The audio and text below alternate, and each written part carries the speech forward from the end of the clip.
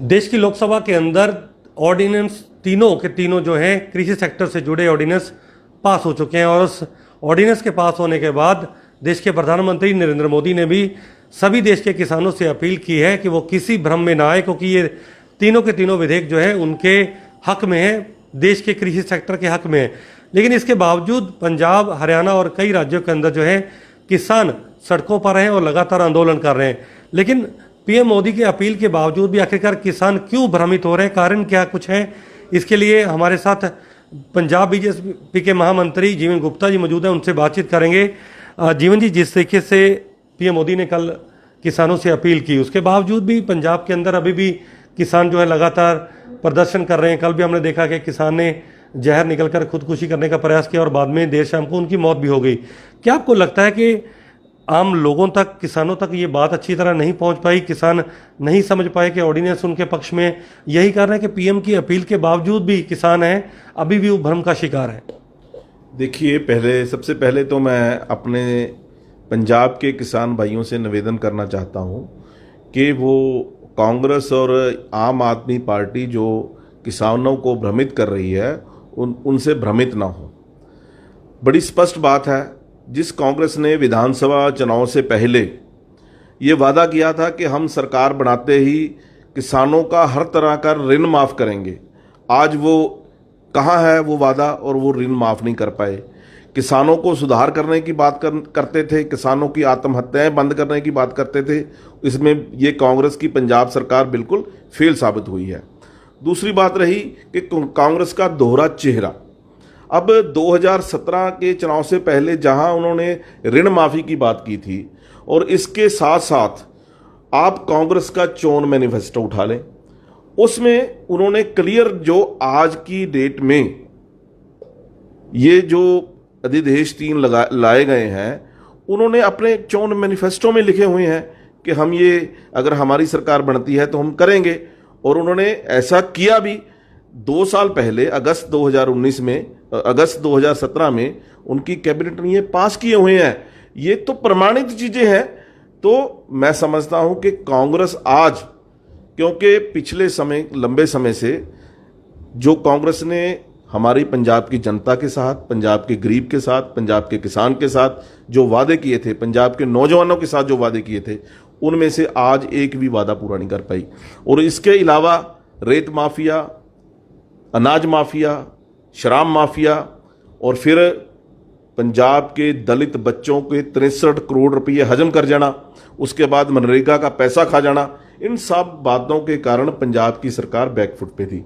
अभी उनको लगा कि एक किसानों के अध्यादेश जो खेतीबाड़ी कानून 3 ला रही है केंद्र सरकार, मोदी सरकार, उस पे किसानों को भ्रमित करने का काम किया। ये सेम वैसा है जब भाखड़ा डैम पंजाब में बन रहा था, तो इन लोगों ने एक र्यूमर बनाया था कि ये भाखड़ा डैम बनेगा, उसमें से बिजली बनेगी, अगर पानी में से बिजली निकल जाएगी तो ये खेतों के किस काम का आपका पानी बिल्कुल बेकार हो जाएगा। ये सेम वही चीज़ है। तो आज कांग्रेस, पंजाब की कांग्रेस सरकार और आम आदमी पार्टी दोनों किसानों को भ्रमित कर रही हैं, गुमराह कर रही हैं।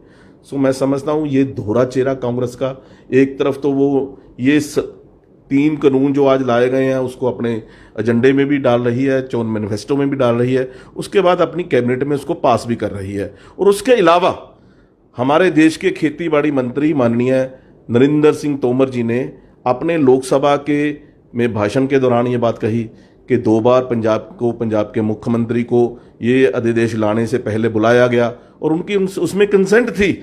एक बार वहाँ पे वित्त मंत्री हमारे मनप्रीत सिंह बादल उसमें हाजिर थे, एक बार वहाँ पे कैप्टन अमरिंदर सिंह हाजिर थे, तो उनकी स्वीकृति, उनके ध्यान में ये सब चीज़ें लाई गई हैं। तो इससे क्लियर हो रहा है कि कांग्रेस पंजाब की जनता को, पंजाब के किसान को गुमराह करने का काम कर रही है। हमारे देश के प्रधानमंत्री माननीय श्री नरेंद्र मोदी जी ने भी क्लियर किया है कि देश में एमएसपी रहेगी, किसान के लिए एमएसपी रहेगी, देश में मंडियां रहेंगी, पंजाब में मंडियां रहेंगी, ऐसे ही सरकारी खरीद जारी रहेगी। ये तो केवल एक जो मोदी जी का किसानों के साथ हमारा पार्टी का वादा किया हुआ है कि 2022 तक हमने किसानों की आय को दुगना करना है, उसकी ओर एक महत्वपूर्ण कदम हमारी सरकार ने, केंद्र सरकार ने बढ़ाया है। मैं इसके इन तीनों कानूनों को इसके लिए बधाई भी देता हूं मोदी जी को और तोमर जी को, और इसको सराहता हूं। ये पंजाब के किसानों के हक का कानून है, इतना मेरा कहना है इस विषय में। आजीवन जी, जिस तरीके से अब चर्चाएं चल रही हैं पंजाब के अंदर, राजनीतिक गलियारों में ये चर्चाएं आम है कि आने वाले समय के अंदर शायद श्रोमणी अकाली दल बीजेपी से अलग हो सकता है। बीजेपी भी अपने स्तर पे ऐसी तैयारियां करने में जुट गई है। क्या आपको लगता है कि इस्तीफे का असर गठबंधन पर भी पड़ सकता है? देखिए, जहाँ तक गठबंधन का सवाल है, ये गठबंधन कोई आज या राजनीतिक फायदे के लिए गठबंधन नहीं बना हुआ। ये गठबंधन हमारा बड़ा पुराना गठबंधन है और हम तो इकट्ठे मोर्चे लगाने वाली पार्टियां हैं।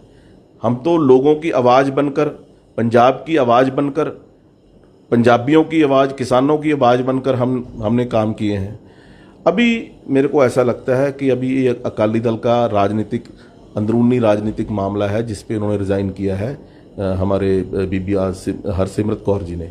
तो इसको हम समझौता या अलायंस तोड़ने वाली बात तक नहीं लेके जा सकते। हमारा अभी भी समझौता है जहाँ तक पार्टी का काम बढ़ाने का सवाल है। तो हम पिछले लगातार ये 3.5 साल कह लो, अभी अध्यक्ष बने हैं हमारे जनवरी में माननीय श्री अश्विनी शर्मा जी, जो प्रदेश के, जिनको नई बागडोर, क्योंकि 3 साल बाद परिवर्तन होता है तो वो उनको सौंपी गई है। इससे पहले भी जो पार्टी के अध्यक्ष रहे हैं सभी ने मिलकर पार्टी को बढ़ाने का काम किया है, अब भी बढ़ा रहे हैं। हम भारतीय जनता पार्टी को हर कोने तक, हर बूथ तक, हर गली तक लेके जाना चाहते हैं। तो उसमें क्या बुरा बात? उसमें तो कोई बुरी बात नहीं है। हर पार्टी चाहती है कि उसका काम बढ़े, हर पार्टी चाहती है कि उसकी जो विचारधारा है वो गली गली, बूथ बूथ तक जाए। तो वो हम काम कर रहे हैं। इस पे गठबंधन पे क्या असर पड़ने वाला है, ये बात बेमानी है। अंजुम जी, आखिरी सवाल, क्योंकि पंजाब के अंदर अब 3 दिन लगातार किसान आंदोलन पर रहेंगे। 24 से लेकर 26 तक रेल रोको आंदोलन है। 25 तारीख को पंजाब बंद का ऐलान किया गया है। किस तरीके से आप इस आंदोलन को देखते हैं और क्या बीजेपी की कोशिश है कि वो हर गांव तक पहुंचे, किसानों तक पहुंचे और इस बिल की जो सच्चाई है वो किसानों तक पहुंचाई जाए, ताकि पंजाब के अंदर जो आंदोलन छिड़ा है बीजेपी के खिलाफ वो कहीं ना कहीं थोड़ा थम जाए? देखिए, इस पे मैं एक बात आपको बड़ी स्पष्ट बताना चाहता हूँ कि थोड़ा गैप है। पंजाब में हिंदी को कम समझा जाता है, पंजाबी को ज़्यादा समझा जाता है। तो जब ये कानून लाने की बात आ रही है, आज तो आई नहीं है, 3 महीने से चल रही है, और हम कई बार इस पे जो आशंकाएं उभरी थी, जो इस पे बातें आ रही थी, उन आशंकाओं को हमने दूर करने का भी प्रयास किया है। तो अभी हमने काफ़ी हद तक इसको पंजाबी में ट्रांसलेट करा के मीडिया के माध्यम से भी और सोशल मीडिया के माध्यम से भी, दोनों तरीके से हमने इनको किसानों तक उनको समझाने का काम हमारी पार्टी के कार्यकर्ता करेंगे। और जो भी कोई खदशे हैं, जो कोई आशंकाएं हैं, उनको दूर करने का काम करेंगे। तो ये थे हमारे साथ पंजाब बीजेपी के महासचिव जीवन गुप्ता जी, जिनका साफ तौर पर कहना था कि केवल और केवल किसानों को भ्रमित किया जा रहा है। बिल की जो सच्चाई है, उस कानून के अंदर क्या कुछ है, उसकी सच्चाई किसानों तक पहुंचाने के लिए बीजेपी जल्द ही हर गांव तक जाएगी, हर घर तक जाएगी। और श्रोमणी अकाली दल के साथ जहां तक गठबंधन का सवाल है, तो ये गठबंधन अभी तक बना है और आने वाले समय में भी बना रहेगा। कैमरामैन मोहन के साथ मैं नवदीप छाबड़ा, JK 24/7 न्यूज़, चंडीगढ़।